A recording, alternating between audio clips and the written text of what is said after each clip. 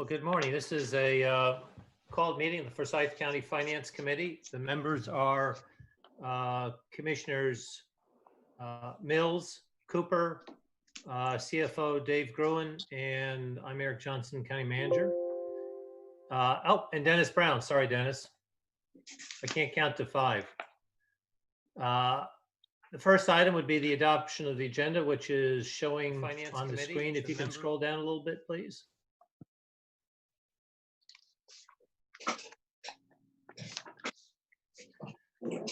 So we're going to deal with the other funding sources. We've already dealt with the general fund and the fire fund. So we're going to be dealing with several other funds today. Is there a motion to adopt the agenda? So moved. Okay. Do I have a second? I think we had 2 firsts. Second. Okay. All in favor? Aye. Aye. Aye. Okay. Next item on the agenda, if you can scroll back up, is to approve an awful lot of minutes. These are the minutes from May 14th, May 18th, May 20th, May 26th, and May 28th. Has everyone had an opportunity to look at those?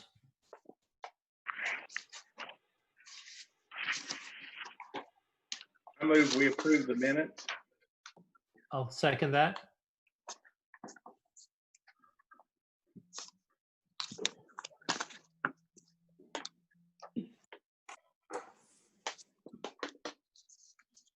Let me ask you something on this, if I may, okay?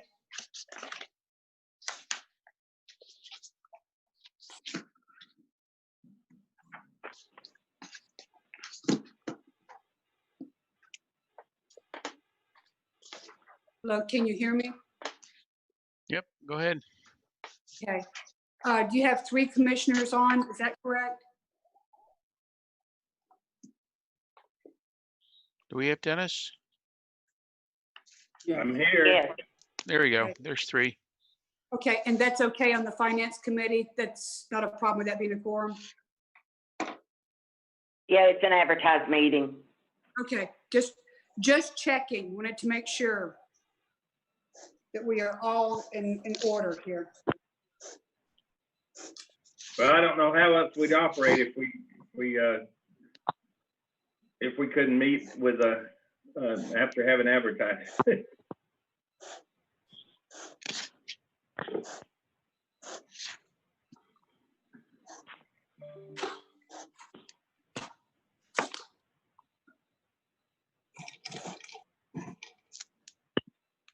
You still have Eric?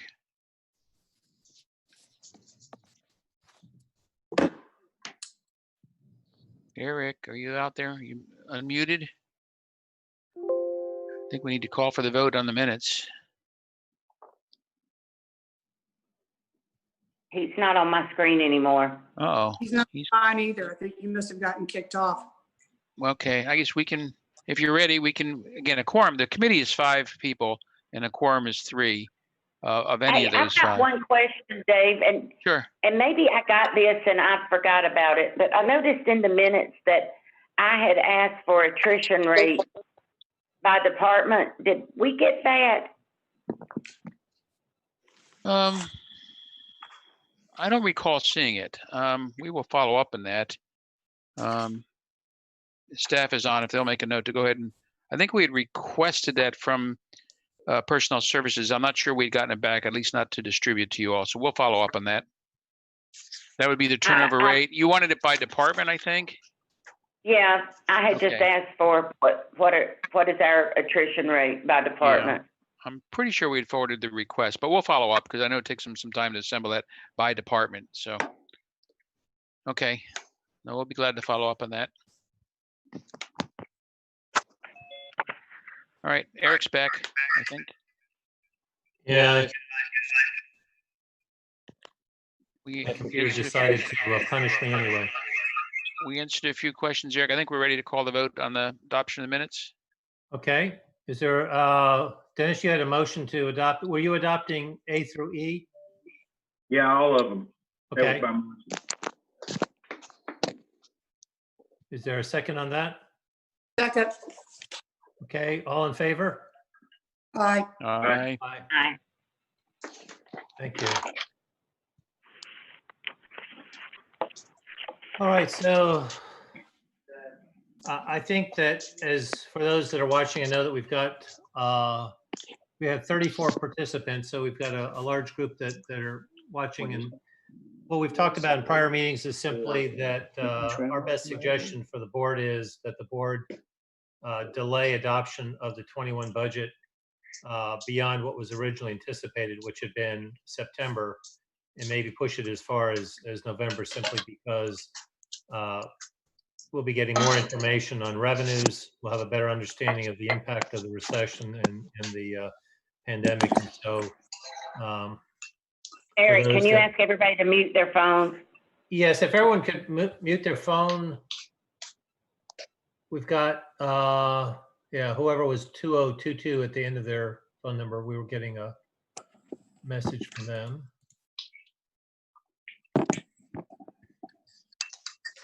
So we're going to continue to go through other funds, but they have some of the same challenges in terms of seeing what impacts there may be. And so the Finance Committee will continue to go through all of this, but with the expectation that the decisions about what to recommend in the budget will come later in the year. And there's even the potential that the board could amend the budget during the year. And that kind of came up as one of the discussions when we talked about compensation increases, that the board could do something in January, but consider doing a supplement later, just based on economic conditions. Dave, you want to talk about what information we have since the last time? Sure. We have one additional piece of data that has come in, and that is the Taft collections based on auto sales for the month of June. Continues to improve from 2 months prior to that when it bottomed out for our county. Compared to an adjusted amount from June of 2019, our Taft was down 19.46%.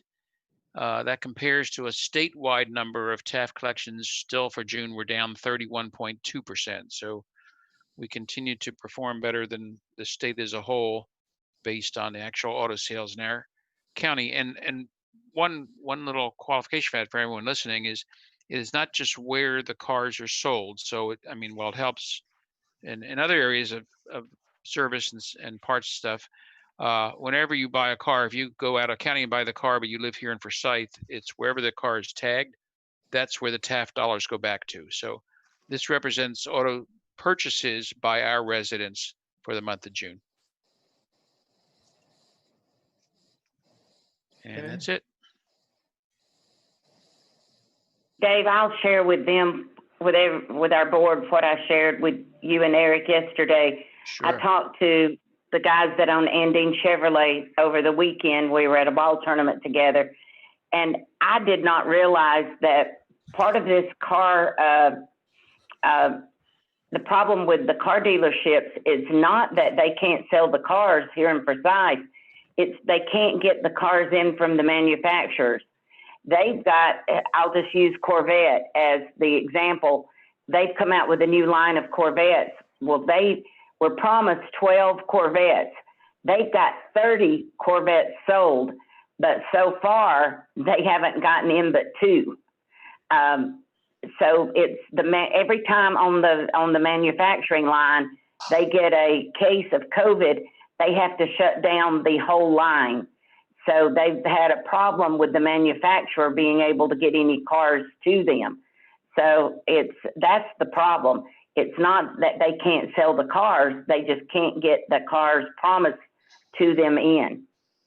So I didn't know that. I was surprised by that. Yeah. Yeah, they told me I have to wait for my vet to come in later in the year, so I guess I'll just have to wait. Well, you can get one of them, but you can't get the other one, right, Dave? Yeah, or not the color you want, because my wife wants a certain color. So Sure. Well, Commissioner, I thought about that yesterday when I drove by that dealership at the end of the day. Okay, anything else, Dave, you want to share? I know that we get another month's worth of unemployment information that's supposed to come out, I think, next Wednesday, which will give us a sense of, there's national data out, but to get a sense of what's happening within our community. But I'm hoping Right. that we come down. It was 7.9% last month. Yep, Okay. and then the end of next week, we'll get our next sales tax numbers for June. Okay. Any other questions before we move on and go to E911?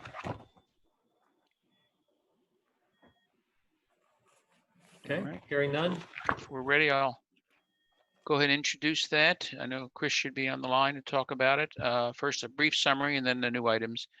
That fund, which completely comes from fees assessed on various types of telephone and iPhone bills and so on, wireless services, continues to be very strong in the collections exceeding the operating expenses, and we've been able to fund some capital improvements there as well for whatever those fees are qualified for, which is most of the 911 expenses. And as such, the fund continues to maintain a strong balance of over $3 million compared to an operating expense of about $5.25 million.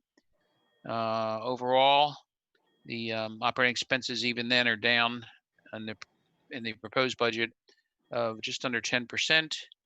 And so overall, that makes an increase of the operating of 2.47% over the prior year. Now, of course, without the capital, they spent $400,000 last year or the current year. The total budget's really down 5%. With all of that, so that one is well funded, and I'm not seeing those fees necessarily dropping during a recession unless people don't pay for as many lines on their wireless and so on. With that, Chris may want to comment on up in the top half of the summary. There's 3 new item requests. One is for a position. I'm sorry, 2 are for position. I'm trying to say, I think maybe there's 2 communications officers, 1 operations manager. That's 3, and then some reclassifications from different communications officer levels from 4 to 5. I have a question before you go to the new stuff. Yep. Well, those are new items. Go ahead. I'm assuming that the costs here reflect the pay increase that we were contemplating when we started this whole process. Is that correct? The 2%. Oh, so this has been revised to 2% or not? Yeah, all the funding and all of our operating budgets, we went back, and unless for some Okay. reason they didn't do this one, but I think staff will confirm that we reduced the funding available for raises next year from 4% to 2%. Okay. So that's different from what we had when we were going through the general fund departments. Well, in the beginning, yes, we had to update that, and we gave the total impact for the general fund. All I right, do have a thank you. question, okay? I have a question here for me, all right? Sure. Because the page you're saying is page 3. And what I'm going from is the agenda, that original agenda in section 7. And of course, there is no page 3 that has this on there. So what page is this on of the original budget agenda for 2021 continuation track 1? Is that not in this one? Am I missing something? Hold on. I don't know. We'll let staff look at that. I don't have that one in front of me. It was a new little book. Okay. This was not in the original track 1 book. Okay, then Oh, okay, right. The track 1 book, these funds were not in there. Okay, when was this book sent out? Initially 2 weeks ago, and then when we moved the meeting to this week, we sent it out again about a little over a week ago. Yeah, the copy I have is dated July 15th. Okay, here's my question. Did you only send it via online with an email? We usually send them by email, right? No, I got it in my mailbox. And a hard Yeah, copy I too. got I'm it. sorry, that's true. These things are also hard copy. Okay. Yeah, I got a hard copy. Well, you guys continue. I'm gonna have to go look for my hard copy because I'm not aware of having that. But go ahead with your meeting. I can hear you. Right. Okay, and it's on the screen too, but if you need to look at a particular account, we can put that on the screen as well. Okay, Eric, did you have something else there in the operating budget, or go back up to the new items? No, I think at this point, maybe start with the reclasses because those are existing positions and then kind of move up from there. Morning, All Chris. right. Hey, good morning, everybody. I do want to. I've been, as y'all know, I've been director over 911 for the last year, and during that time, I have really been watching and evaluating what we need for now, and continue positioning us as we continue to grow. Our calls were up. 911 calls were up right at 10% from 2018 to 2019 last year, and so what this does is it allows these positions, the reclasses and the operations manager, it allows us to begin to set our shifts up so that when the primary supervisor is out, there is a clear designation of who is in charge on a shift, and that we can have a more or less a career ladder type where we can, have true structure and a little bit deeper than what we have now. So that would be the purpose of the reclasses. Those are the existing supervisors that would be reclassed up. A new assistant shift supervisor, which is not a new head count for us. It is just a new structure, would become in the existing CAT communication officer 4 positions. And then the operations manager would oversee all 4 shift supervisors. So it puts there a supervisor that can focus just on the shifts. And I feel like that's something we really need right now. The communications officer 3 position, those 2 positions, that is to get us to 11 communication officers on every shift. Right now we have 2 shifts. If we were fully staffed, we have 3 vacancies right now. But if we were fully staffed, we would have 11 on 2 shifts and 10 on 2 shifts. So this puts us at 11 communication officers on each shift. And that allows us to have the relief factor. So when individuals are taking off, we can spend a little less time on overtime. And also as we grow and our call volume goes up, we're going to have to increase what we consider our minimum staffing on our shifts. So this kind of everything kind of gets us ready for that. And I'll be happy to take any questions. Chris, I know you're going through an accreditation update.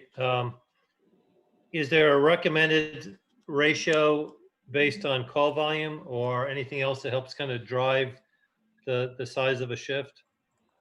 No, we've actually asked that through APCO and NINA, which are 2 of the 911 organizations, and they don't have at this point, they don't have that. But we've definitely been asking around. We are from 911 centers that take our size, we have a comparable shift sizes. Okay.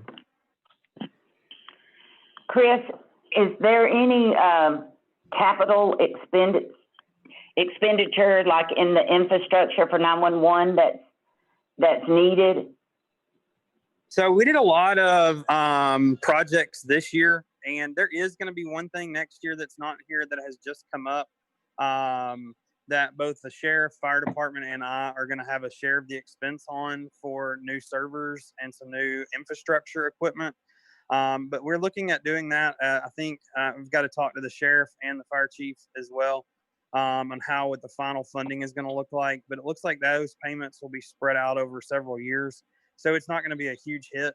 What we have done is gone in and looked at our big expenses and kind of planned that out over the next 10 years so that what we can do is not take 1 year. And this year, the end of 2019 and 2020, we've taken a pretty sizable, I don't say hit, that's not, but we've made quite a bit of purchases in capital, things that probably should have been done several years ago. For instance, if you've not visited us yet, you'll notice next time you're there that we have new furniture throughout the 911 center. That probably should have been done. Right. That project should have probably been done several years ago. But now what we've done is put all that on a plan, even new chairs, new computers, and looked at what our usage is and the recommendations. And this year, 2021 just happens to be a year that we don't have a lot of capital. And so that's why I also don't want to, take us all, leave some and to be able to put back into reserve. So when we have those big expenses, we've got the reserve to be able to get those. Yeah, with the way your money comes into, it just needs to be planned out. Absolutely, Commissioner. I couldn't agree with you more. Chris, is the operations manager going to be someone that can fill in if you needed to have someone do, will they have the technical skills to do that or not? Yes, they will. That will be a requirement of the job that they have been a communication officer for a certain amount of years. And I mean, we are still working on this with Pat and what this is going to look like exactly, but kind of in theory, a communications officer 4 would become a communications officer 5 one day. And the current supervisors, them and maybe a few others from the 911 center would be the ones eligible to be able to take the position of the operations manager. So they would not only have the technical, they would know our systems, everything for our 911 center. Yeah, I'm just thinking we're realizing now the value of having administrative staff that can fill in based on the exposure that we have throughout our organization to COVID-19. So having another position that has that skill set seems important.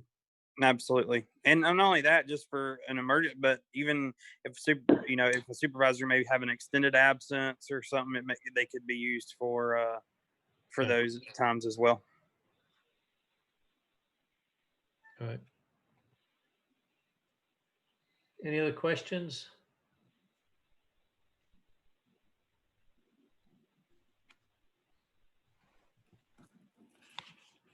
Okay, is everyone ready to move on to the next organization? Should be engineering fund, insurance premium tax fund.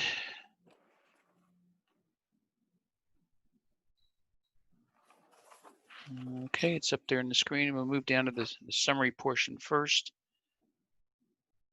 This is one I'm going to talk about the revenues a little bit because this is another sole source fund, virtually sole source. They get a little bit from fees in, but the insurance premium tax comes from our share. It's collected statewide. Our share of a tax on insurance premiums of all sorts across the state.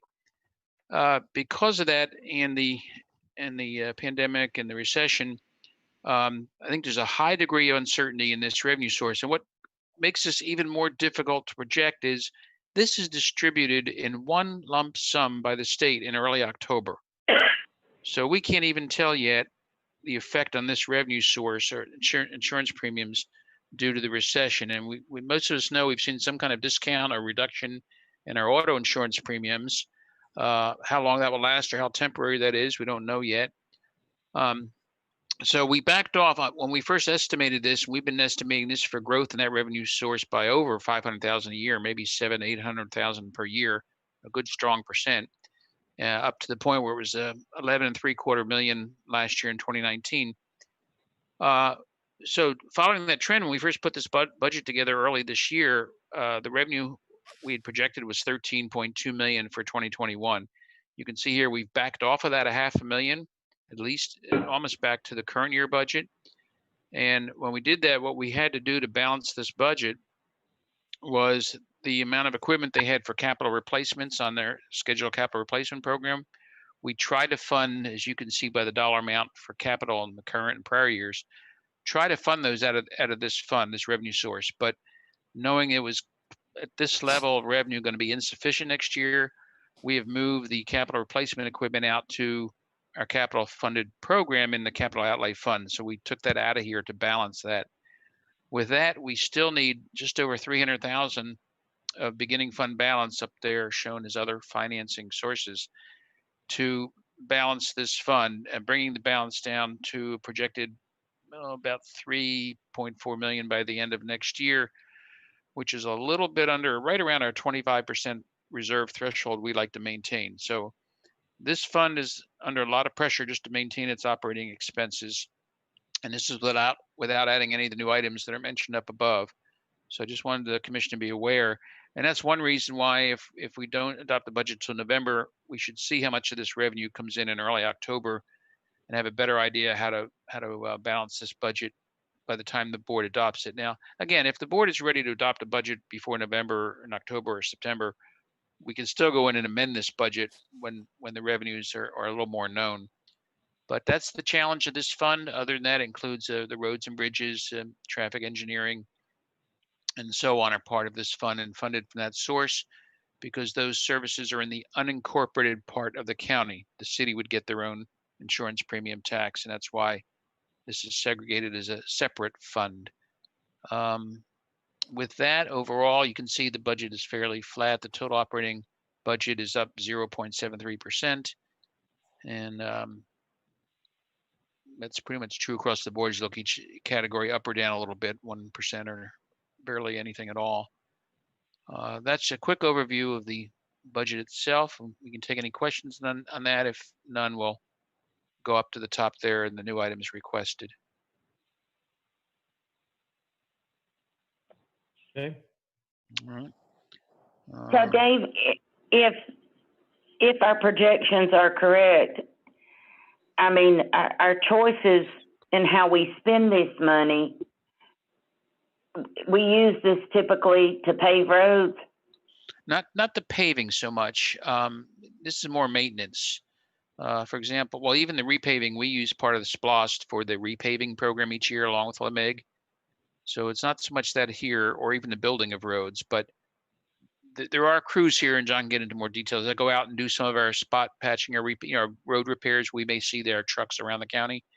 That funding is here. The personnel costs, the vehicles, the supplies, traffic controls, the lines, guardrails, things, all the maintenance of all those facilities are here. Okay. That's And why we look added at a it as, crew last year, I recall, didn't we? pardon? We added a crew last year for Rick to use based on the additional roadways that we have to maintain. Yeah, it was requested. We added a crew, or I know at least we added a position to make a larger crew wherever we landed last year on that. For our But 4 lanes. yeah, for the maintenance of our parkways, I think as they call them. Yep, I remember that. So Dave, a question. So you talked about the fund balance and having the 25% is really part of keeping the AAAs. You're shifting some of the capital equipment over to the capital fund, which is funded with excess revenue from the general fund. But we have a request for additional items. Right now, you don't have the revenue to do it, do you? Right. Now, well, what it would do is we'd have to increase that.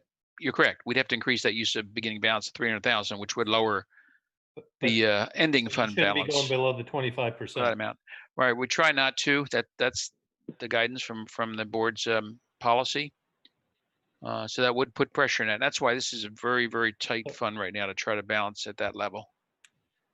And I'm not saying that because I don't agree with the request, but I think, I've talked to each of the commissioners that are on the finance committee, and that Commissioner Cooper's suggestion sent out this morning, just some bullets on that. But one of the items I think that can be considered is to take those positions in engineering that are truly associated with the capital program and charge them to the capital program. We already do that for outside consultants, like Atlas, but we don't do that for our own staff.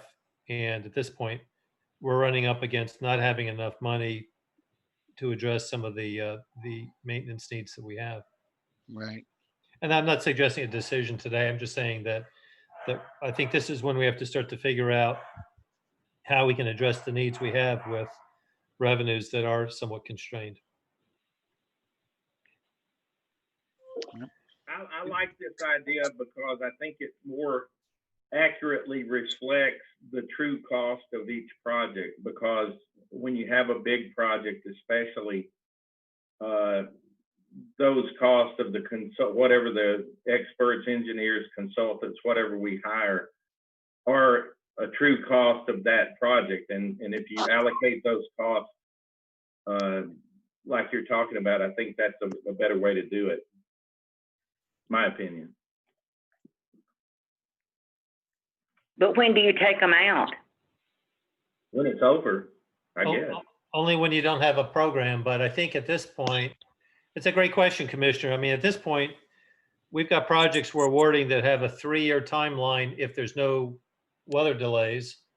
It doesn't seem like we have projects without some type of a weather delay.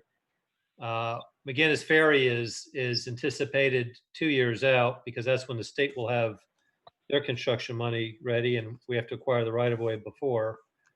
I don't know that we know yet exactly when Old Atlanta, but you've probably got 5 years of projects queued up.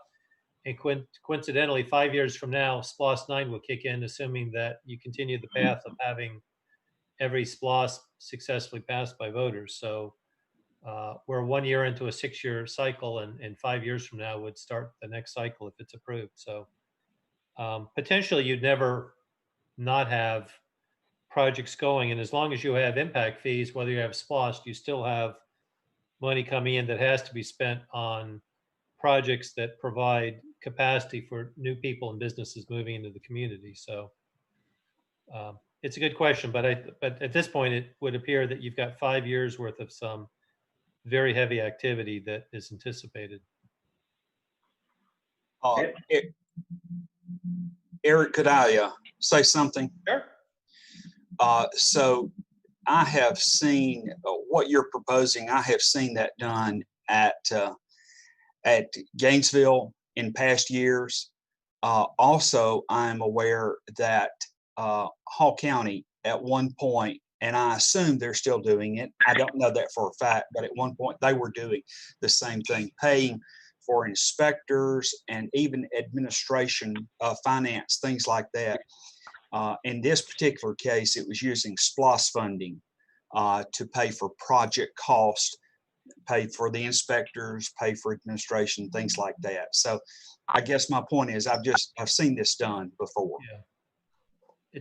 It's fairly routine. It's part of tracking what it really costs to construct assets. And we already do that with the outside resources. We just haven't done it internally, but we're running up against having available money to do things that I think that you'd want to be able to do. Thanks, Tim. Do you want to talk about the new positions and the equipment?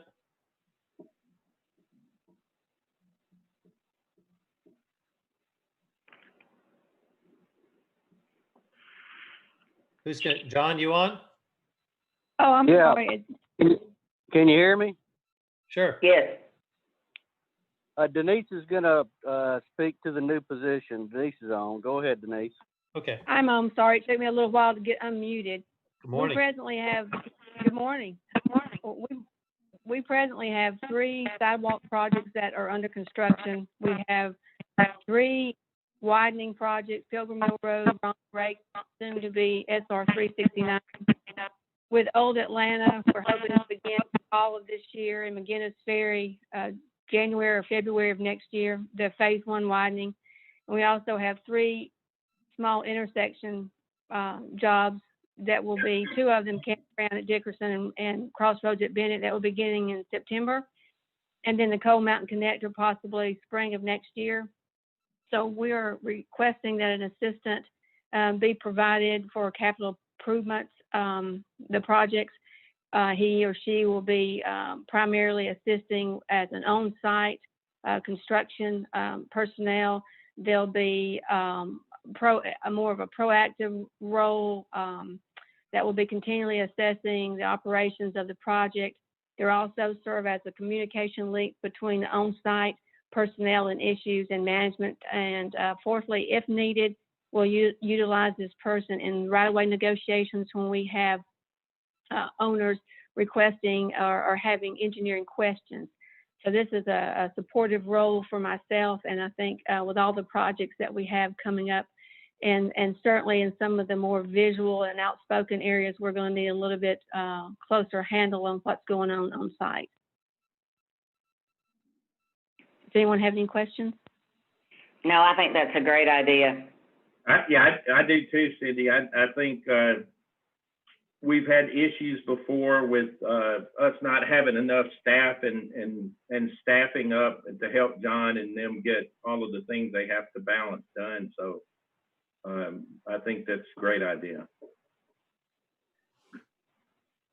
So Denise, before you leave that, I guess the question I have is, the next step down is construction inspectors. And I know that when we awarded Ronald Reagan, we backed off of the CE&I that we would outsource to Atlas on that, which to me meant that we were accepting more responsibility for what may be a challenging project, since we bought a whole bunch of wetland credits for a reason. And of course, we had to buy wetland credits on 369. So my concern is you have one senior construction inspector that, as far as I know, is dedicated to projects, the other being more dedicated to developments.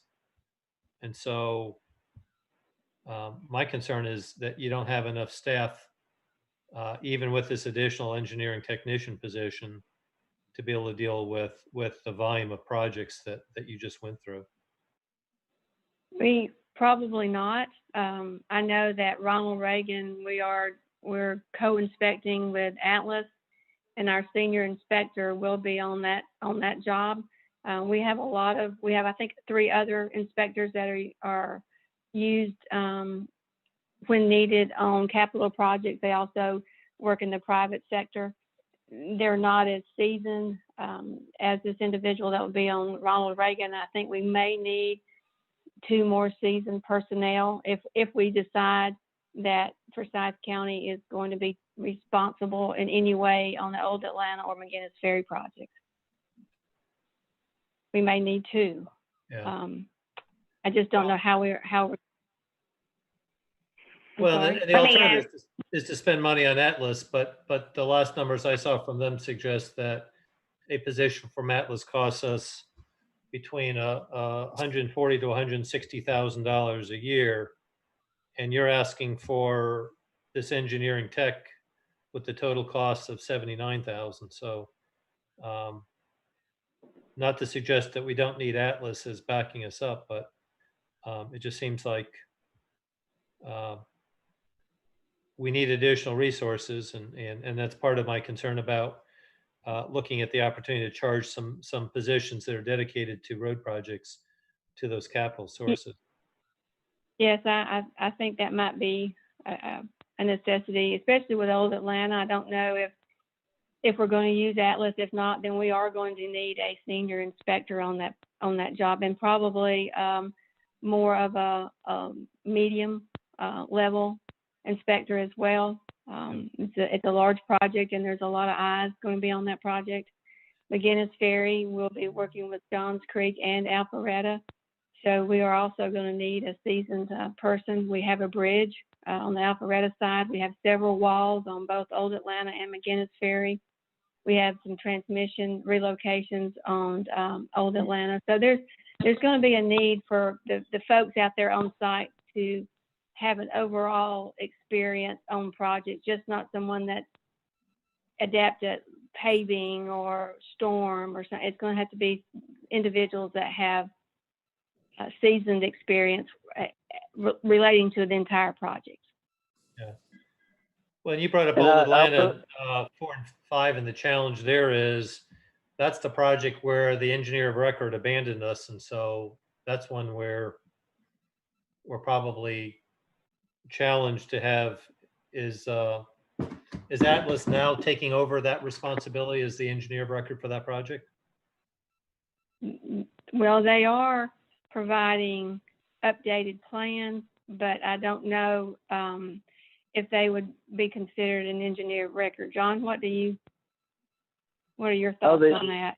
The original designer is still the engineer of record, but the Atlas has provided updates to the current design, and they have sealed and certified all of the updates that they've made to the plans.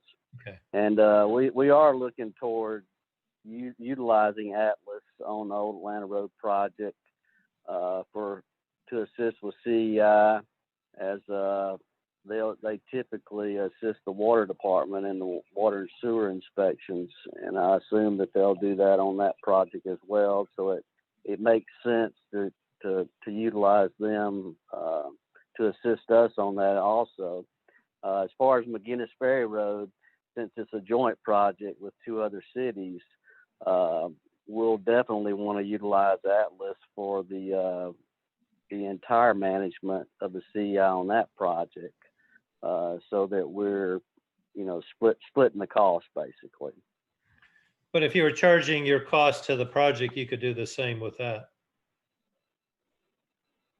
Yeah, I'm just, I'll have to defer to, Ken and Dave to see if we could defer that cost and also charge the other two cities for it. I was under the impression that we would have to contract it out in order to split it up that way. Well, I mean, to Tim's point, most jurisdictions have been doing the chargebacks of staff to projects for decades. Oh yeah, definitely. And we considered doing that back during the downturn. Sure. And we're keeping up with our staff's time in case finance needed to charge it back to those projects. So yeah, we're well aware that can be done, and if that's a need, then we'll do what finance needs us to do to make sure that they can charge back to those projects. Okay. Well, I'm pressing the issue because, we've had challenges with our favorite vendors. I won't name them, but with two different firms that have been building our roads. And at some point, it comes down to our responsibility to oversee our projects, even when we're hiring other firms like Atlas for their expertise to assist us in that. Certainly. John, just a question. If we go out and hire, more employees to do this work, we won't be double dipping in hiring these employees and using Atlas both, will we? Well, we'll still have to utilize Atlas as an extension of our staff, as we always have. Depending on the number of projects and the demand we have. But when we have few projects, if we don't utilize Atlas, but then we don't have to get rid of our staff.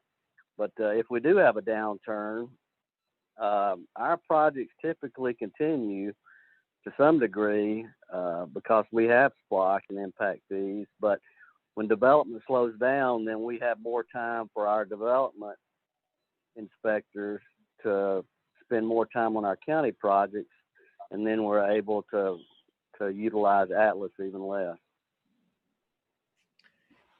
I think you made a good point, John. You can flex Atlas based on the priority of hanging on to county staff. But since these are multi-year projects, the projects tend to go on even if there is, we didn't halt Ronald Reagan because of a recession. We're not halting 369 because of a recession. We borrowed $100 million a year ago from SPLOST. So we have the money to go forward with projects regardless of what's happening on operating revenues. John, where are you going to put them? It's a good question, but I'm sure we could find somewhere to put them. Yeah, we're Commissioner Mills. We're working on the former DFAX building out on State Route 20, and that should be ready later this summer. And there's additional space there available. So going back to Old Atlanta, did that contractor of record bail on us? Is that accurate? Yes, sir. He did. Yeah. Who is that? That was Gresham Smith. The county had to enter into a settlement agreement with them on two projects they were designing for the county: Old Atlanta Road, Phase 4 and 5, and also the Shallow Road sidewalk. Well, I would like to bring to the full board, Cindy and Molly, that we have a list, and when people don't live up to their expectations with the county, that they not get future business. So I would like to get y'all support in doing that so that we can we're not awarding any contracts to people that leave us holding the bag on this stuff. Is there not something that procurement has a rule about that or something already? I don't think so. Well, you can debar them. My understanding is they chose not to do business with us again. So, you may have the basis to debar them, and we can certainly pursue that. Well, what happens though is commissioners change, people change out, and the next thing you know, there's a big project and they're like, okay, they change their mind and there they are to get the business again when it's fair weather. But then when it's something that's for whatever reason, then they bail out. And I just think that we need to we need to reward good behavior and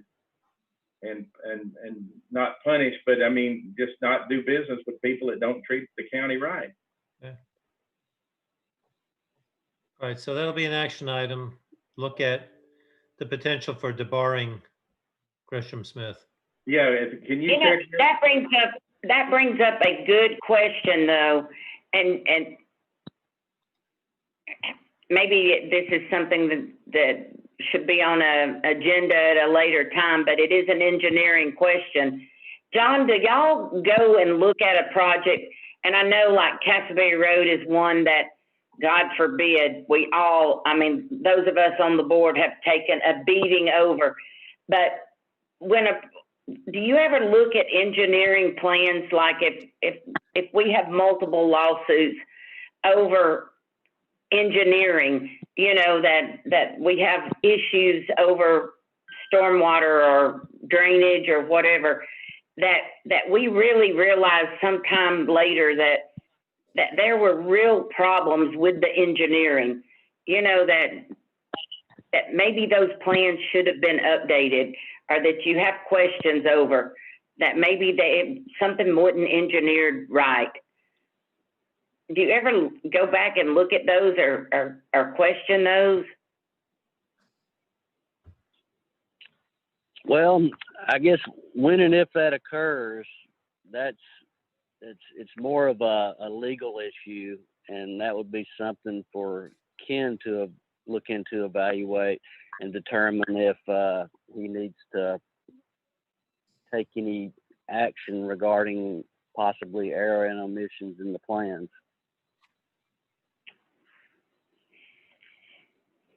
Well, right now, that's what Cindy is saying. Right now, John, there is one going on as far as stormwater damage from the widening of Castleberry, and that one has gone all the way to Charity and to the insurance company, but it's still, negotiation is still going on as far as what the insurance company is willing to pay and what we are liable for. That, as well as another one in the past, which I think y'all remember, the wiped out bridge. So that's two that I have specifically that is costing us money from Castleberry. So.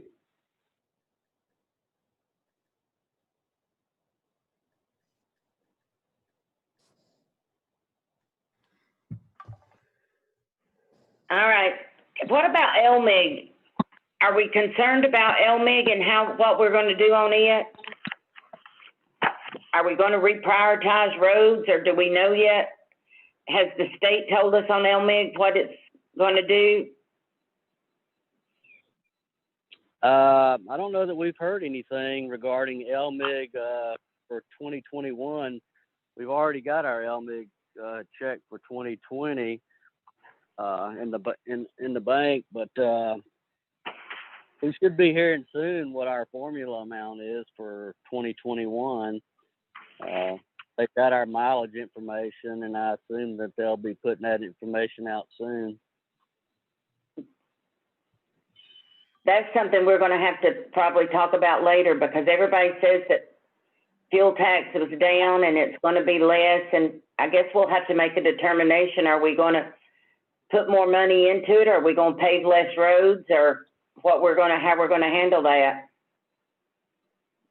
Well, we've always used Splosh to supplement our resurfacing, and used LMIG for that as well. So whatever the LMIG amount is, Splosh would make up the difference for what we typically do annually. So that would cut into the Splosh we were going to use to supplement some of the roads? Well, That's right. Yeah, you're going to get to the point where we're 1 year into a 6-year SPLOST, and we're getting close to having allocated all the transportation dollars. Assuming, as John said, that you're using SPLOST to supplement LMIG for the next 5 years. Maybe things have picked up quicker, though, than the governor thought it would. So maybe it won't be as bad as what they first thought.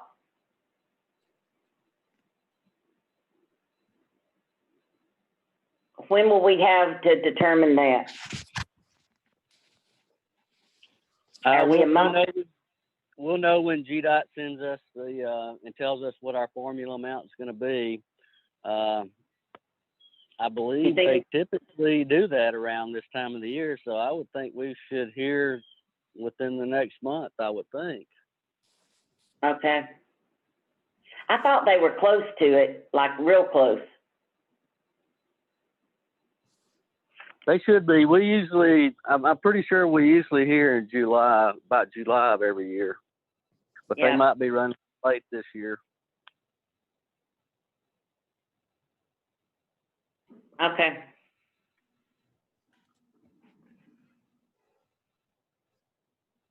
What else? Denise, you want to talk about the super shot diesel melter? Rick, go ahead and speak. Hey, Rick. Morning.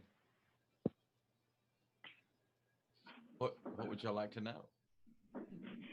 Well, is this a replacement? Is this new? Give us a sense of what we accomplished. We're gonna call it both, Eric. I did not do it under replacements because the one that it will be replacing was only, I don't know, $989 or something. So it was not part of the capital asset program.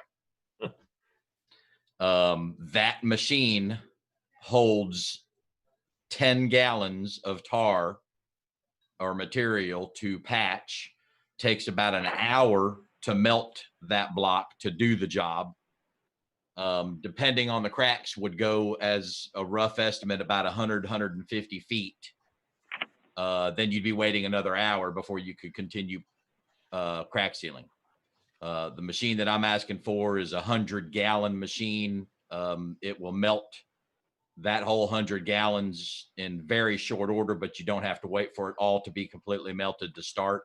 And, you know, in that same respect, what you might do in, you know, 3 or 5 days time, you would probably do in a half a day with the new machine.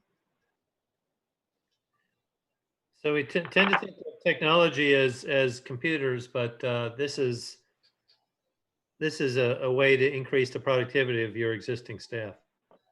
It is. It'd be the same guys using the machine. It's just they'd be way more efficient, and we'd be getting a lot more roads covered and Sure. get those cracks sealed to get those roads to last a little bit longer. Good. Well, it sounds good to me. I just looked at one online.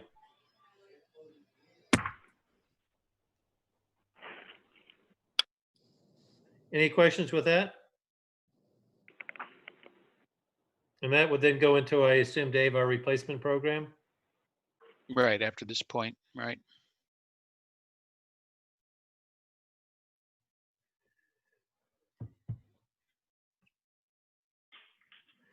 Okay, any other questions for engineering? I just have one quick one, John. Have they started Ronald Reagan yet? Denise, you still on? Can you speak to them? Yes, I'm here. We had an on-site meeting last week, and they'd already started to put up the orange barrier fencing, and they're going to start on the shallow road side. So I don't believe they've started the clearing yet. I think that will wait until the 1st of August, but they've started putting up their erosion control methods. So we should start seeing some grading or clearing by the 1st of August. Okay, thank you. You're welcome. Okay, any other questions for engineer? Or we'll move on to water and sewer. Thank All right. y'all. Yes, thank Thank you. you. Eric, did we add any employees today? Well, we're not making decisions. Okay. Thank you. Okay, if we're ready to move on to the summary page for our water and sewer utility, which is arguably the largest business the county has now approaching. I think we've exceeded over 60,000 water customers. So what you see here in the operating budget, I'll focus on the expenditure side there, is to run a system that large is basically, if you take out debt service, just under about $50 million to operate this large of a water and sewer system. That being said, there is some changes in the operating expense budgets. They have increased by just over 12%. Helping to cover this is the fact that we have finally, after many years of not having any, we've had rate increases, and those are indexed or set each year going forward now from what the board approved. I'll let staff comment before we get to new items at the top of the page on changes in operating expenses. What I recall seeing as I looked through this was it's across the various contracts to run the sewer plans, supplies, cost of water, those kinds of things. These expenses all go toward running a system that is this large, which is basically over a $500 million system now as far as infrastructure is concerned. With that, I'll let water and sewer staff, go ahead, Eric, comment on the operating budget. And I know we have our new finance guy there at Water and Sewer.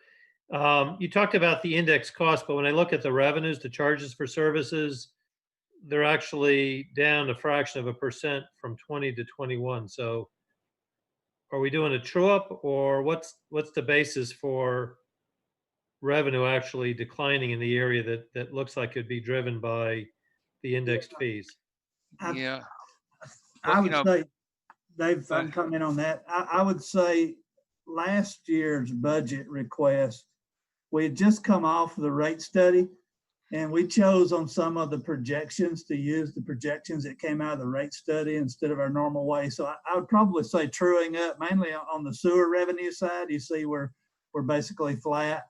But in this year, we went back to our normal method of projecting the growth, looking at what our growth in both water customers, sewer customers, and then applying rates and all. So I think that's, I would say like you did, is truing up.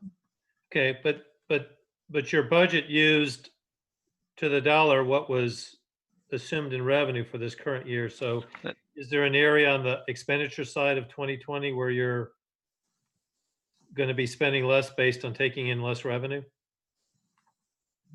I have to look at that. I mean, that's a follow. I mean, I don't want to slow today, but you may follow up to tell us if the revenue is overestimated for 2020, where do you think the impact is on the expenditure side?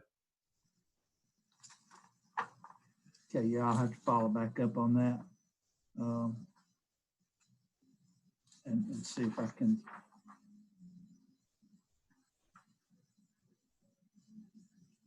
Eric, you probably would see some decreased cost with cost of energy, cost of chemicals. Some of those kind of costs probably would go down slightly. Okay.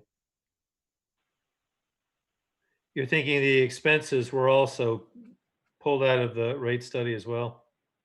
A lot of them were, yes. Well, that was a balanced budget, so there's a $2.5 million contingency in there, and there's probably some flexibility in the transfer to the capital fund. Yeah. Some of our expenses we had better information on, and we used ours, so it's probably a mixed bag. Okay. So some of the expenses last year and this year just based on just actuals. I will say that there's nothing big changing in this budget or our costs. We're not expecting anything unusual, like Dave said, like increases in flow, increases in chemical costs, contract operations, increase in that, not adding any additional people there. So it's a pretty mild budget for us as far as we're not asking for any additional people. Okay. And it's a little bit down on equipment requests. We do have some capital vehicle requests under our policy to be replaced, but just a few new items. All right. Thank you.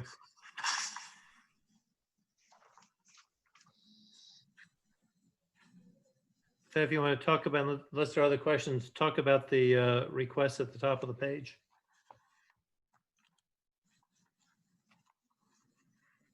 Is that to me or to Dave? That's to you.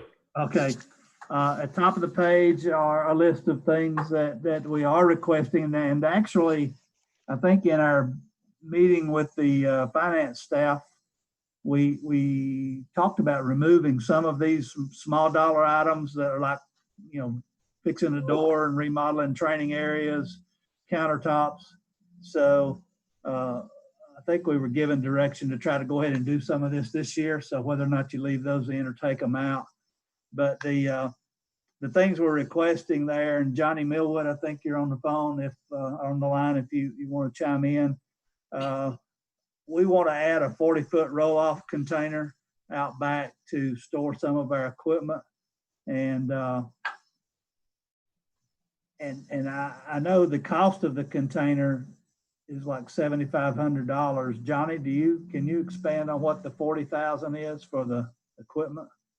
It is the for the pump techs. It's to the equipment to allow them the ability to rebuild the pumps and to service pumps here at our shop instead of having to outsource those. Okay, so it's equipment for the pump techs that you're going to move in there. Other items there, small dollar item for a landscape rake. We've started doing more of our own landscapes instead of hiring it out, and something to help get up rocks and sticks. A lot of our sewer work is in swampy areas. If it's not swampy when we go in, the beavers come along. The next thing we know, we're working in a swamp. And so these swamp pads are these mats that you can lay down when you've got to put equipment in the area to not sink and bury them up. The biggest dollar item there, the $42,500, is for a track vehicle that can get in those swampy areas. It can carry our cameras to do our sewer inspections. We've got areas down along Big Creek that we just simply can't always get in there that are very swampy and wet. And then there is a new piece of equipment that's been successful, this SL Rat. This is a device that you put on take the sewer manhole lid off, you put this device in, and it can shoot a sound wave down the sewer line to the next one and send a signal back. And it tells you if there's a blockage in the line or if there's something impeding that signal to bounce back. So where we pop the lids now and put a sewer camera down the line, and it's very a slow process, these things can just be moved around, and you can cover a lot more footage each day. So we consider this one of those cost savings and improvement in our functionality that the county manager had asked us to look at. We think we're going to cover a lot more feet of the sewer line inspection each year by using this device. This is the equipment I believe Gwinnett County has transitioned to and had very good success. And then we've got these building and repair items in there. Some of that we're going to try to take care of this year. And another storage shed. So very small, minimal amount of new equipment being requested this year. Probably the lowest one in many years for our department.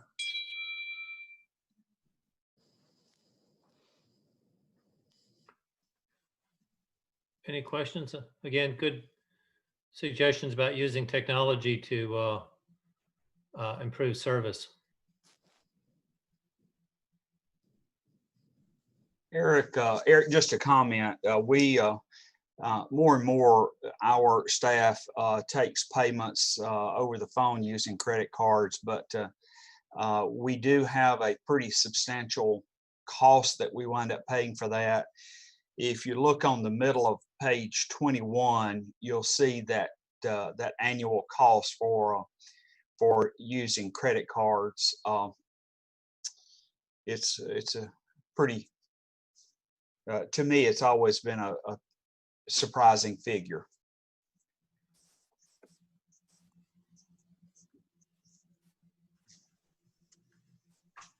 Well, we pass that on to the customer, don't we? No, we don't charge a surcharge for doing that. But the cost is included in the rates. When we did the The rate rate study. study reflected that. So if you Right. changed and charge only those that use it, then the you'd revisit the rates to tweak them. That's correct. And I think our credit card rates may be, it may affect the type of accounts we have too. But we still feel the electronic, the online method saves a lot of bodies and speeds things up. So we encourage people for paying bills to use credit cards, and maybe not on large expensive items, but like tap fees. But And Tim, are y'all going to be located down there with the new building with the tax collector? we looked at that, and almost all of our people are online, and we kept track of just like walk-in customers, and we really didn't feel that we had a need to have a person in there. It may increase if we had a presence there, but a large percentage of our people now do their business online, and we with this COVID issue, we've started selling meters online and setting up accounts. So we've really minimized the traffic that we have in here, and the customers seem to like it, and so do we. So really didn't see a need. And it would be complicated, but it could be done, or they could handle some things for us. So that's something we can look at. Maybe a way for them to do some minor transactions for us. Yeah.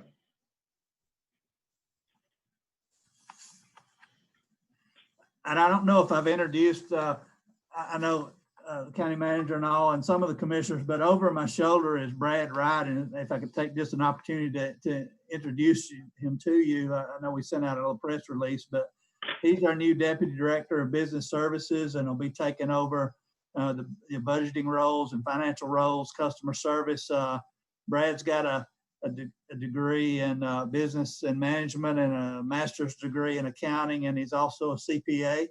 So he's had an extensive career with Verizon over 25 years and held national level positions in budgeting and finance. And so we're real excited to have him on board and help teach us some tricks and move us up a notch or two down in water and sewer. Good. Welcome aboard. Good to have you.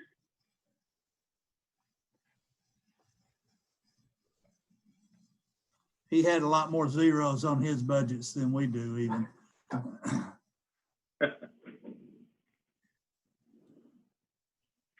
Well, any other questions on this? I think you got very modest requests, and as you mentioned, to the extent that some of the stuff that can be done now, you knock it out and get some of those maintenance issues addressed rather than wait.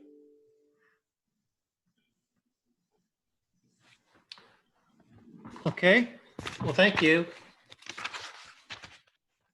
Thank you. What's next, Dave? I believe it's solid waste fund. And This is where we talk trash. we're gonna talk trash, or at least Tammy will.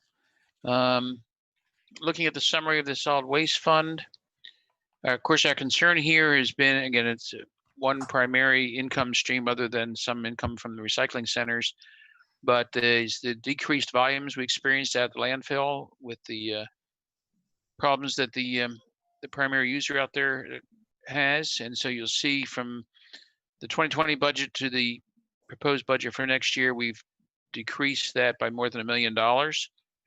At that level, it looks like we need to still use some of the balance of the fund, which has been running over almost $6 million, to help balance all the operations that are coming out of that, although it's close. But a number of different programs are funded here in the solid waste fund. And let's see, no real change. Well, operating expenses are budgeted to be down 21%. And that's, I think, due to some of the backing off of some of the funding for those programs. Like we had a large contract amount last year for the litter pickup and so on. Other than that, all those functions there, other than the 750,000, are all related to solid waste qualifying type expenditures. The 750,000 are the transfers. There's two. 250,000 is a transfer out for the commission distributification program, which I just sent a little summary of that funding last last evening to the commissioners. And the 500,000 is a transfer over to the general fund for general operating purposes, which you can do out of utility related revenues. And that doesn't change. We've been transferring that 500,000 to the general fund probably for 8 or 9 years. That has assisted with that. But other than that 750,000, the other, about 2.4, 2.5 million is for the operations, and that is covered by the revenues at the reduced level. So Dave, the board adopted a resolution last week, and in essence, it said that despite the change in the state law, that we would continue with our commitment that 50% of the revenue would meet certain eligible requirements. And it looks like next year, basically 75% of what we're going to spend out of. Right. Yeah, we're more used to calling this host fees, but 75% what we're spending meets that board resolution. So right at this you're doing a reduced good level, job of what the board's intent is. right, this reduced level of fees, this budget is usually used up more than 50%. If those fees go back up to the higher level, then that's something we'll have to track a little bit more exactly. But for example, at the bottom of this page, we have some more work to do with the position there. I don't know that we'll really have a restricted dollar amount at the end of the year. We'll track that with our estimates of this year's collections and operations. But that's the basic operating budget there for the handful of different programs included here. No new items at the top. And I mentioned Tammy's here, ready to answer any questions about those programs. And if you want to open up. Are they still operating about half capacity like they've been? Yeah, Sam might be That on is as well. correct. There you go, Sam. Yes. Eagle Point landfill's running at around 3,000 tons or so a day, which is about half of what they were doing prior to the slope stability problem in 2018. That's what I thought. Yes, ma'am. And from what they've told me, they do not anticipate that changing over the next couple of years because EPD, from what I understand, they have not fully signed off yet on the consent order. So until that happens, they're not going to be able to increase the rate back to where they were. So we can, when you look at this fund, you can pretty much see it'll probably remain about the same because they're not going to be increasing what they're taking in. That was my point. They bought a plant. They bought another landfill in Alabama, and that's where they're diverting it to. Correct. Yes. They also, Charlie Gray told me that they any day now probably we're going to be hearing who's going to be taking over advanced disposal. That's my understanding. The next couple of months, that it's likely not going to be waste management. And it would probably be in our best interest if it would be a smaller company. That's what I've heard as well. So Commissioner, you're saying Waste Management is going to divest this asset? They're selling it off? That's what I've heard. That's my understanding as well.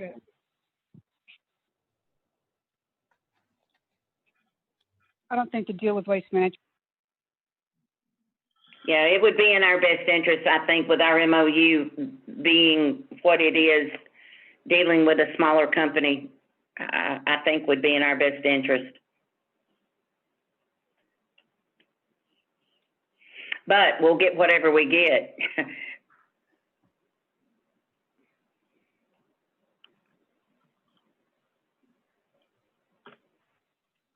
Okay, anything else here? There's no requests.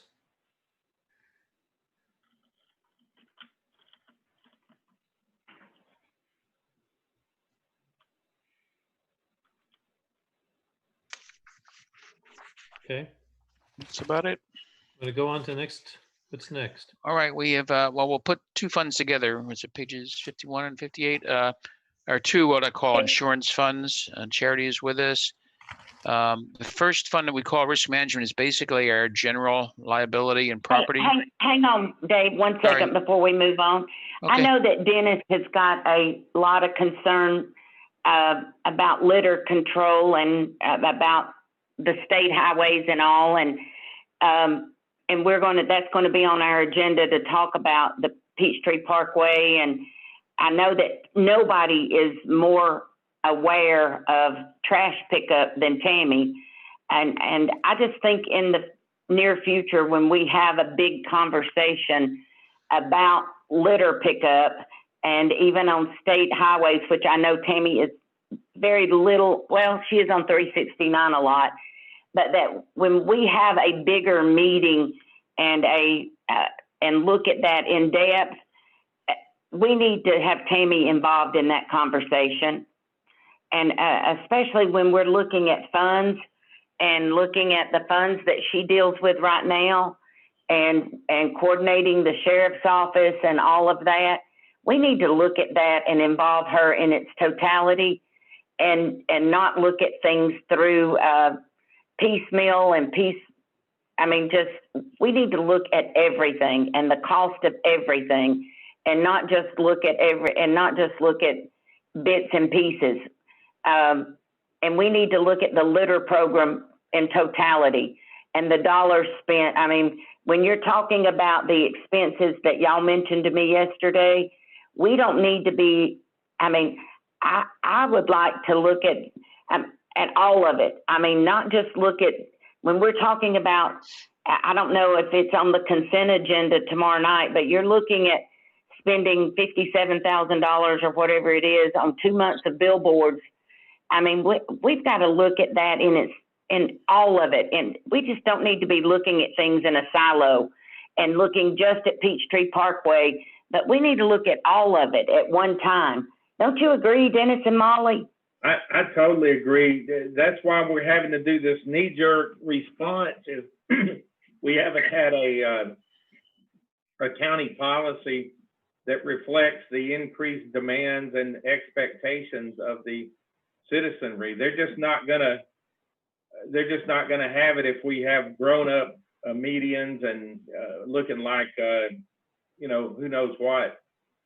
They just expect more, and I think we need to get a comprehensive, holistic agreement, like you said, Cindy, that takes into account everything and looks at all the funding sources and looks at where it all will be spent, and takes in account all of the main roads in the county, whether they're state maintained or not, it doesn't matter.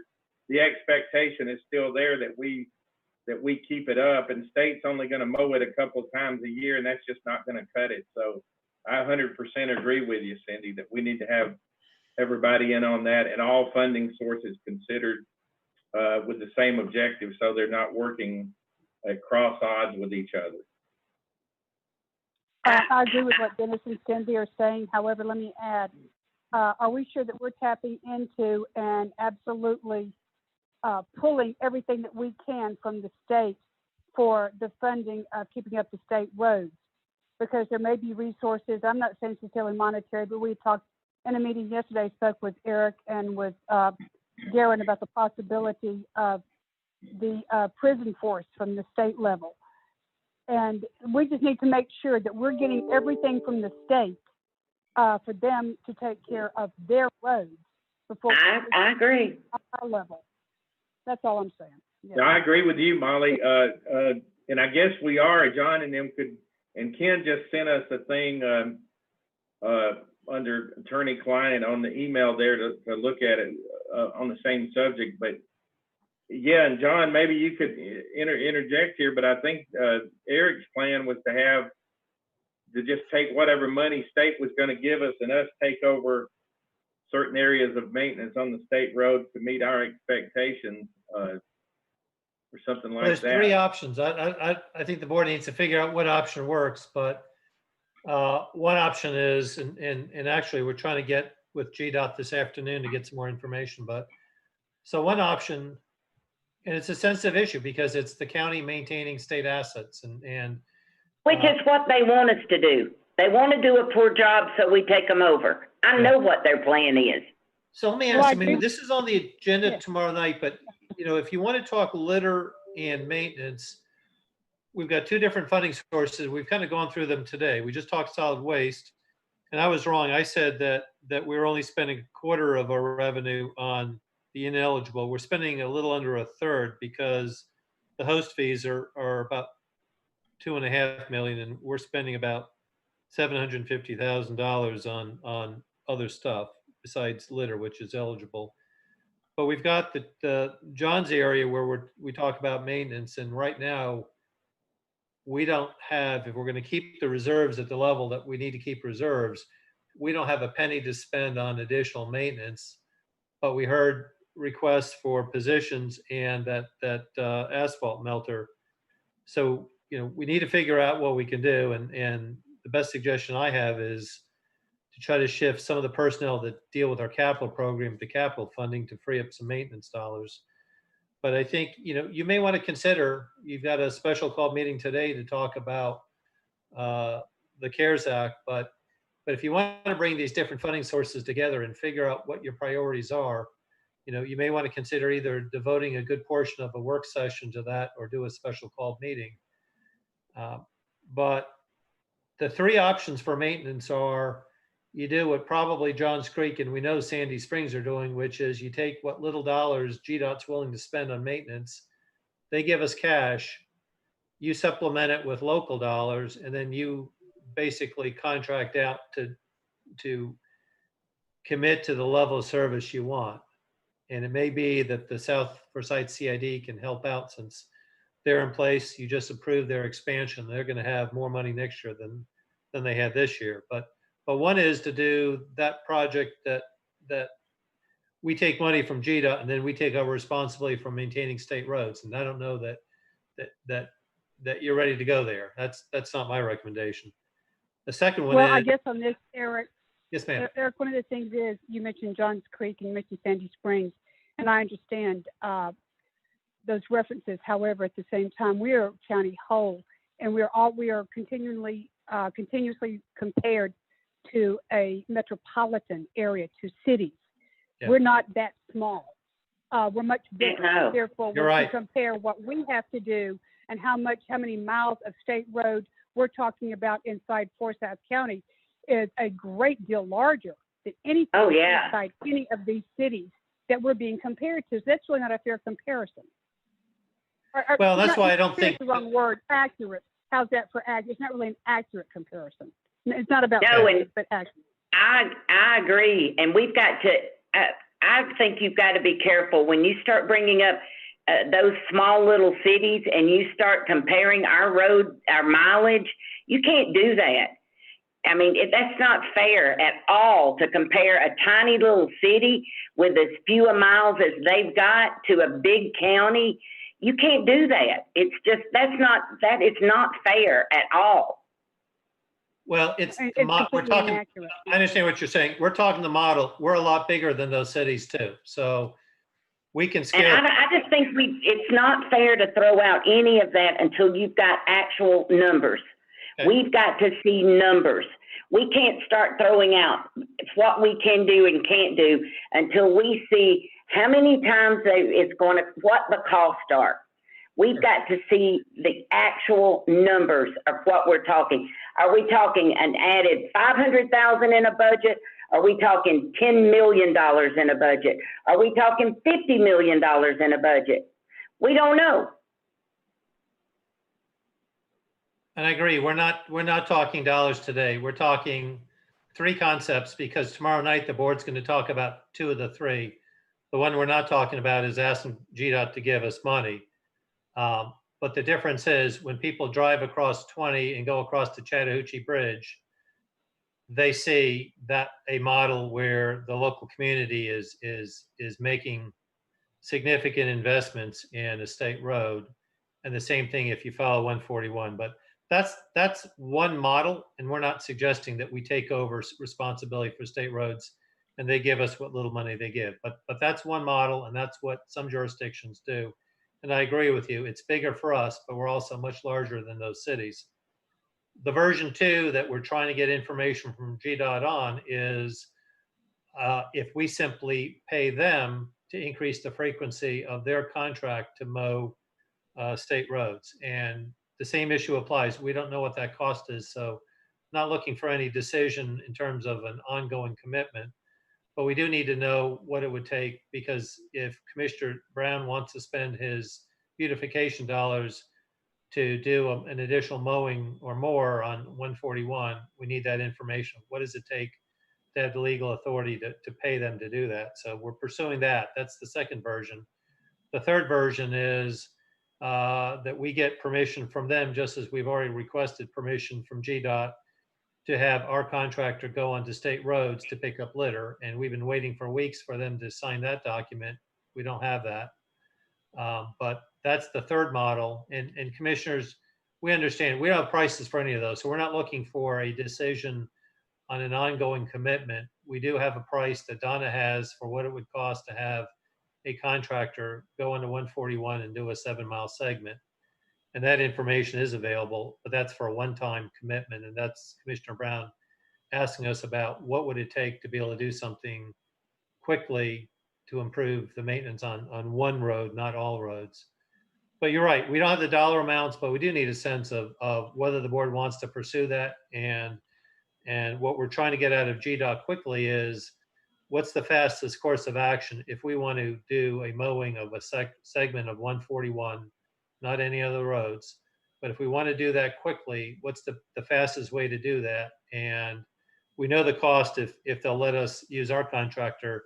What we don't know is the cost if we were to pay their contractor to do an additional mowing. But we're not trying to jump ahead of you, commissioners, because it is a big issue and it could be huge in terms of cost. And we assume that you'd want to apply a similar standard across all those state roads, and there are a lot of roads. But if you're interested in having a discussion on that broader topic of both litter and maintenance, then give us a sense of whether you want a special call meeting or whether you want to have commit some time at a work session to bring Tammy to talk about litter pickup and John to talk about what maintenance might cost us if you want to go down that path. We're not trying to set you up. I think if you're going to have a conversation about it, you need to talk about it in its totality with everybody involved, including GDOT, including Tammy. I mean, nobody knows about litter and the cost of it and how much it encompasses than Tammy. I mean, she's been involved in it for years, not just right now. And it's a bad year to talk about it because it's a year when the costs are enormous and the budget's down, revenues are down. It's a bad time, to be talking about it because it's a year when our budget, we've been trying to cut costs. We've asked every department to cut back, including ourselves. And it's a bad time to be bringing up something that costs a lot more money. Also with this right now, of course, in the summertime, the overgrown grass is obvious, whereas in the wintertime it's not. That's one. And two, with this, I don't see where it's an either or of having a special call meeting or having a discussion at a BOC meeting, bringing in Tammy, GDOT, and everyone. To me, I think we need to, for my stand, is a special call meeting with Tammy, with GDOT, and also for the public. It's got to be accessible to the public because it's hard to, it's easy to compare us to an area that has a great deal of commercial space, say Alpharetta, for instance. Great deal of pervious surface commercial space, little bitty tiny bit where they have to actually keep up green stuff in comparison to us when you cross over the county line. So in order to try to get an honest communication and an honest visual to the public as to what we are trying to fund, what is not funded from the state, how much it does cost, and the comparison of metropolitan area to a county, the difference of that. To me, all of that would take a special called meeting, including all of those folks that you mentioned. Yeah, we look at how to schedule that. I agree with all of the above, but I just know if I don't get some grass cut down here, I'm gonna have to go in the witness protection program. Well, Dennis, we might be out mowing that ourselves at night sometime. Well, we can't because we're encroaching on GDOT. Well, so they that's why we, let us- I that's talked why with we have Todd to do Jones it at about night that. with flashlights when no one would know that we were there. Todd said he would help too, but if we can't even get on the property without getting in trouble, I mean, it's a catch-22.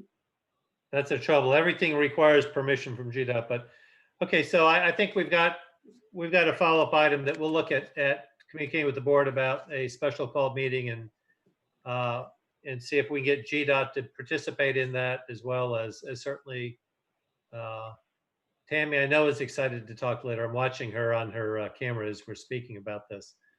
And then John and Garen, obviously. Well, let me just throw this out there, okay? This is not the meeting or the venue for the discussion of that. Let me just throw this out. Dennis, that which is the cost for that which you need covered immediately, that's going to be covered Thursday night, is it not, in that part of our meeting? Yes, that is, well, that's the So intent. that should be taken, the immediate need should be voted on Thursday night for you. Do you see what I'm saying? In other words, we're not asking you to wait all that time. Thursday night, we should be able to address the immediate need that you have. Yeah. And he's taking that out of his beautification funds, and he's just waiting on GDOT to approve it. Understood. All I'm saying is I don't want Dennis to think that we're trying to, that I disrespect where you're coming from, young man, with being, with having grass growing up over your head. I get it. I really do, because I've got Highway 20 and part of 141 as well, and part of 9. So, I understand. Believe me. Thank you. And Tammy, I don't want you to think that we're disrespecting your ideas on litter and about the billboards, but this is part of a larger discussion that sort of just came out of nowhere. I don't take it as disrespectful, and I appreciate what you mentioned a while ago about drawing me in, because that's the one thing that I think that I try to preach, is that it's multifaceted litter. It's not just about picking it up. You got it. There's several components. If you just pick it up and you don't do anything else, it's a never-ending cycle. So, and I think you guys remember we do have a community outreach specialist that now works under me that just started, that specializes in litter as well. So we do have more resources now as far as tracking and numbers, and so we're poised to really start to tackle the issue now. But COVID hit and lots of other things have happened, but we are making some progress, and I think we're talking about the right things. Thank you. Yep. Good. Thanks.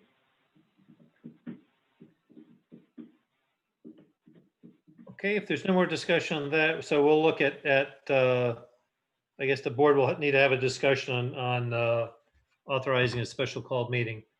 The next step would be, we're back to Dave, to charity. Okay, back to our what I call our insurance funds. The first fund, page 51, which we call risk management. I'm just going to give a little explanation about these and how they work. Basically covers our general liability and property insurance type coverages, basically every other coverage other than workers' comp, which is in the other fund we'll see. So the costs that are included here, other than staff managing the claims and the safety program and so on, is primarily two things you see in the operating expenses. And by the way, this budget you'll see is pretty level right across the 3 years. For that little under $2 million, we pay both insurance premiums for the various types of coverages that are included in this fund. One of the primary provider for that is ACCG, and so a large piece of that premium goes to them for things such as auto coverage and general liability. Then also for the portion of the claims that the county pays. For example, I guess you'd view it as our deductible, but for auto, our deductible, the ACCG program, is $50,000. So for most auto accidents, we're basically self-insured. They're under $50,000 and so on. So those expenses are here. Where the funding comes from is from all of those that are covered, if you will. So we charge this out. The charges for services is broken down to every single area of the county, every department, every fund, every user who is covered by this program. I like to view that as the insurance premium charged to all those areas. And it does include a factor for claims in how much we charge out of this to a different department or whoever is covered by this program. That's a bit of a brief overview. Charity, I don't know if you want to add anything to that, but if that pretty much explains how this fund works, you can jump in there if you'd like. But things look like they're continuing on as they have been for the last couple of years. Charity? Yes, right now everything is pretty much the same. What we're requesting for 2021 is very similar to 2020.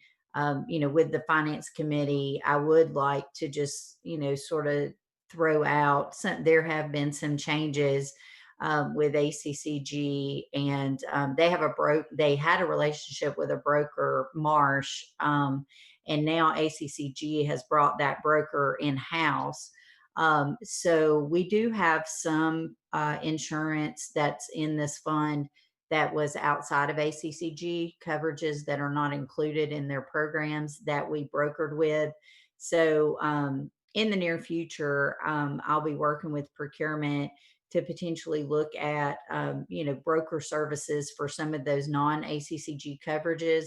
But I also would like to just throw out there, that we're probably at a point, with the county that we need to potentially look at some strategies for insurance, whether it's, bringing more in-house for self-insurance, looking at programs, things like that. ACCG is a great partnership, but we haven't marketed this insurance programs since I've been on board, and I've been here since 2007. Just to look and see, where that lies.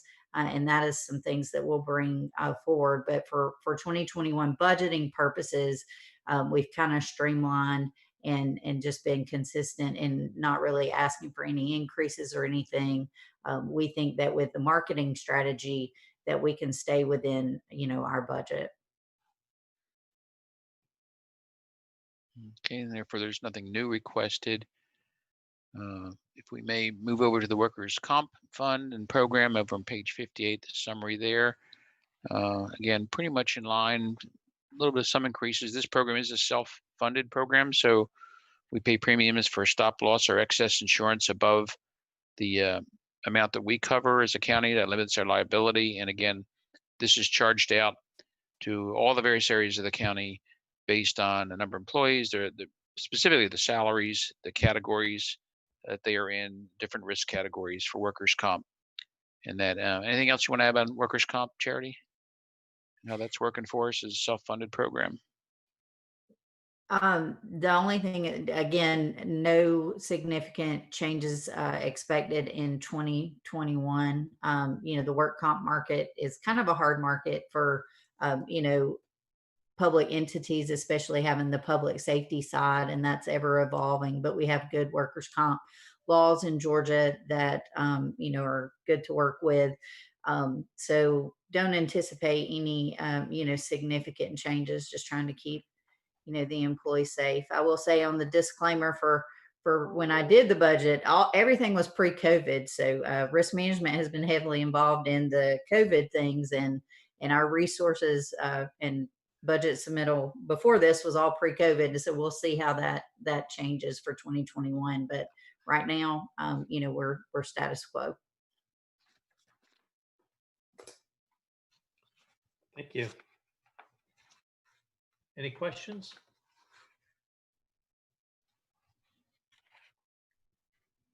Okay, Dave?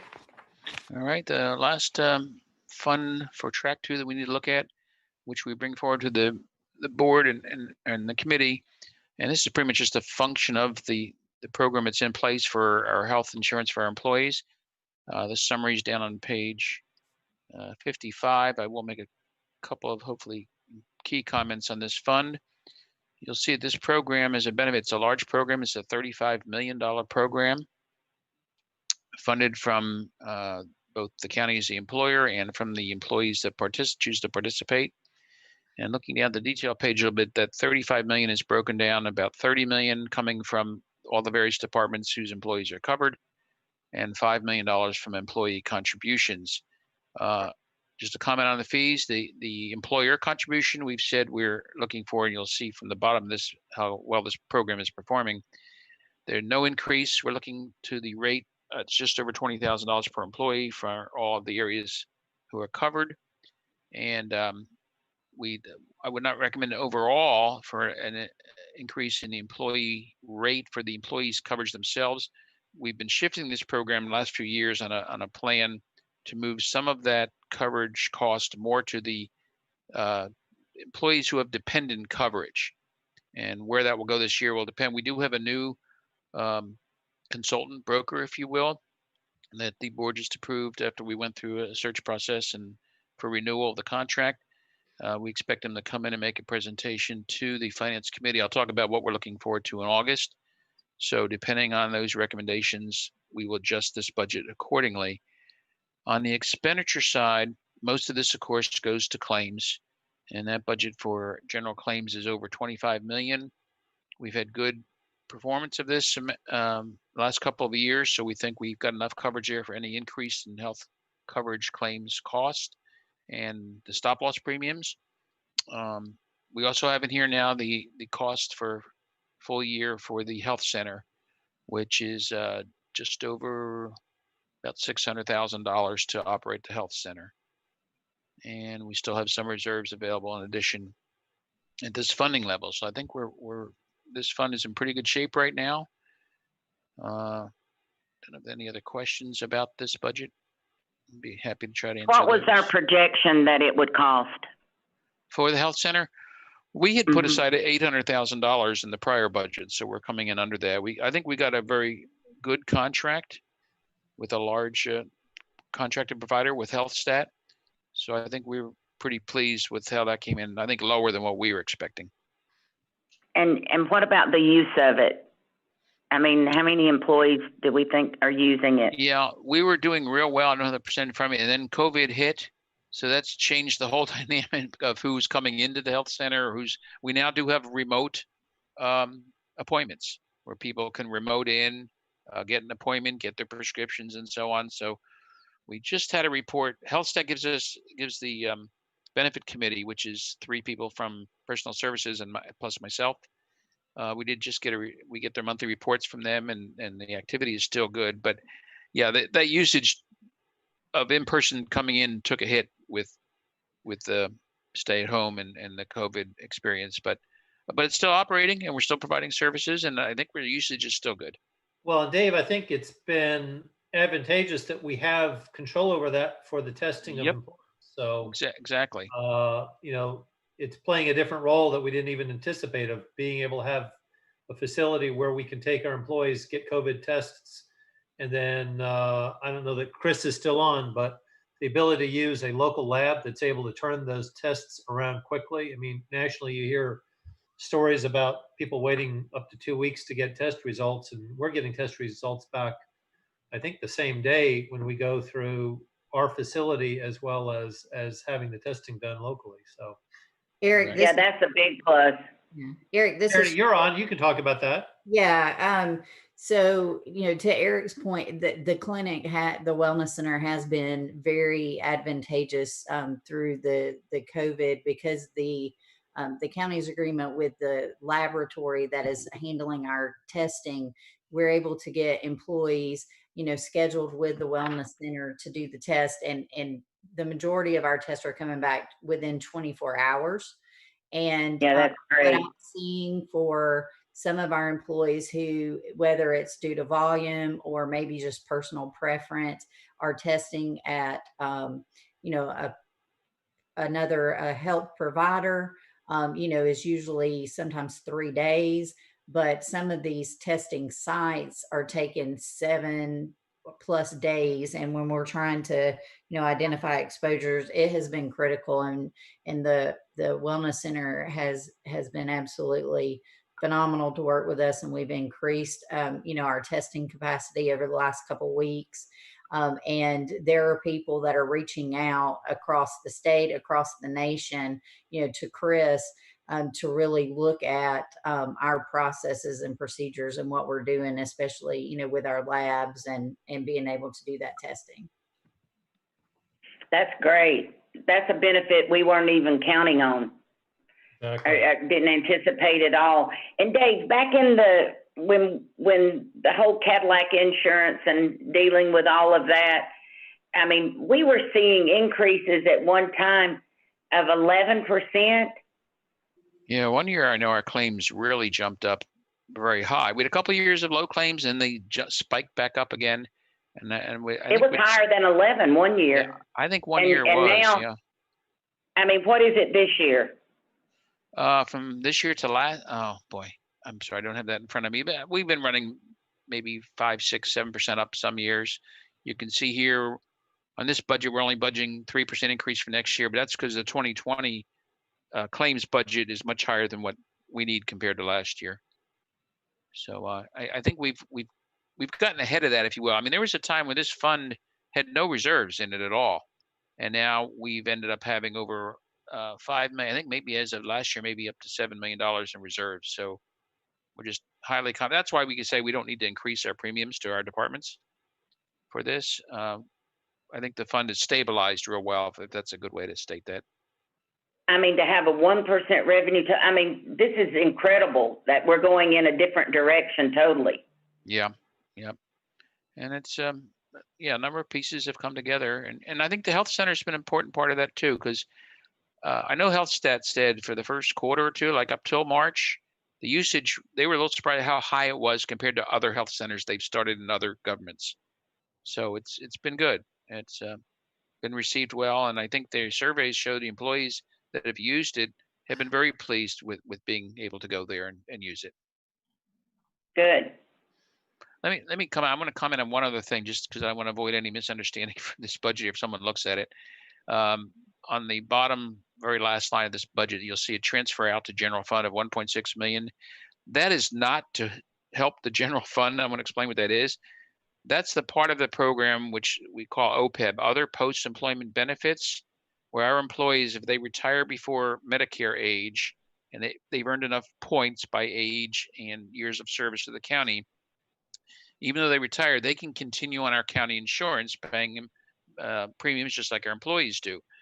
That cost is broken out separately. We're required by the audit requirements to record that in the general fund.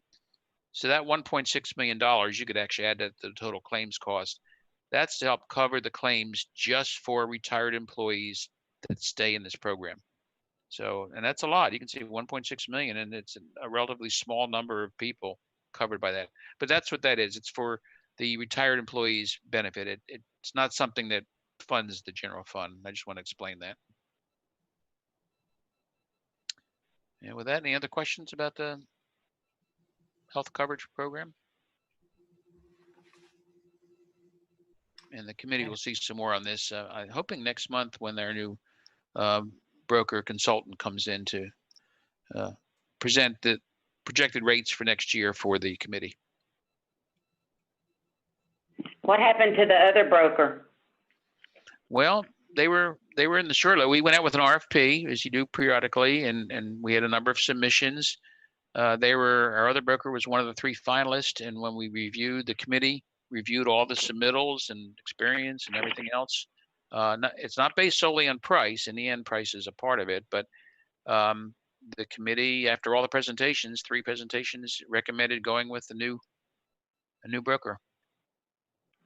So that's, and the last one did not win the new contract, if you will, at least as a recommendation to the board, and the board concurred and awarded it to Benalytics, I believe is the name of it. And we'd like the committee to get to meet those people when they come and present to the finance committee. I believe that'll be next month. I'll talk more about next month's meeting in a moment. I was going to say that maybe that's where we are now. We've gone through all funds, Dave. Yeah, and if I may summarize now, and I think we're looking forward to where we're going from here.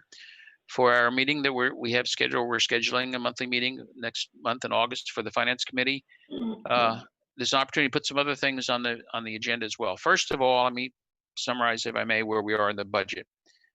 Now that we've come through all areas of the budget in track 1 and track 2, we will combine this all into, again, one total proposed budget for the full board, and put all this together moving forward, getting ready for adoption. Again, this comes after the adoption of the millage rates at tomorrow night's meeting as proposed. So we'll put together the entire proposed budget. What we need to do in that, I believe, with the Finance Committee, other than that, present that available for all the commissioners, is in the August meeting on the agenda, what we need to bring back is all of the new items that we did not really make any recommendations on or give any direction on for the full board to consider.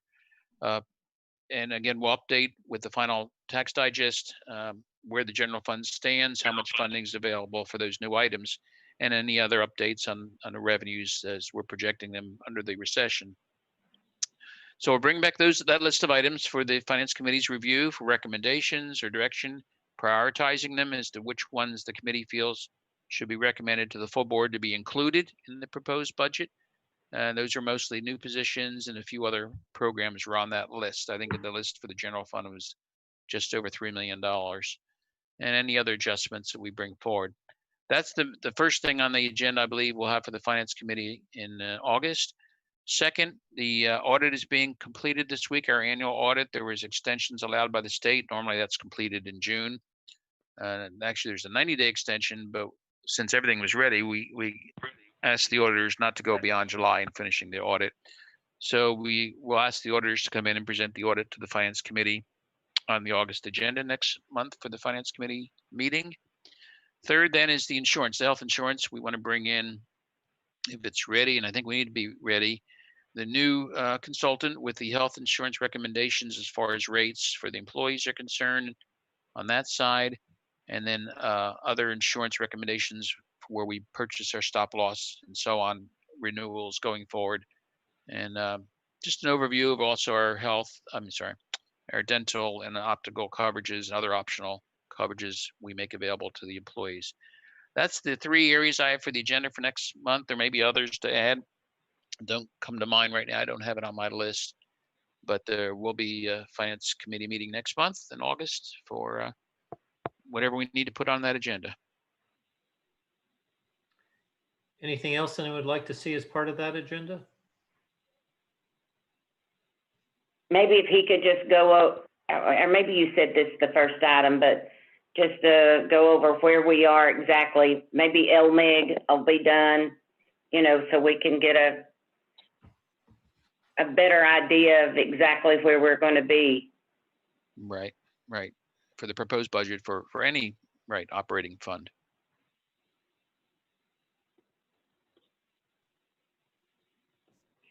Okay. All right. And with that, I think that's all I've got for this. Nothing else. Is there a motion to adjourn the meeting? So moved. So moved. Second. All in favor? Aye. Aye. Okay. Thank you all for the time Thank this you. morning. Thank you. Free.